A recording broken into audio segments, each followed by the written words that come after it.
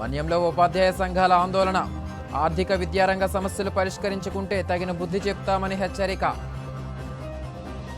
Andhra Pradesh teachers federation రాష్ట్ర సంఘం పిలుపు మేరకు చేపడుతున్న నిరసనలో భాగంగా పార్వతీపురం మన్యం జిల్లా కేంద్రంలోని కలెక్టరేట్ ముందు నిరసనలు తెలియజేశారు.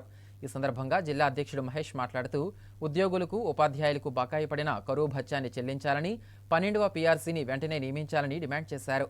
ఉద్యోగుల ఆరోగ్య పథకం ద్వారా చికిత్స చేయడానికి నగదు పరిమితిని 25 లక్షలకు పెంచాలని, కాంట్రిబ్యూటరీ పెన్షన్ పథకాన్ని రద్దు చేసి వెంటనే మెమో నెంబర్ 57 ప్రకారం ఉద్యోగులను పాత పెన్షన్ విధానంలోకి తీసుకురావాలని కోరారు. కొత్తగా ప్రవేశపెట్టిన అసెస్మెంట్ బుక్ విధానాన్ని విరమించుకోవాలన్నారు.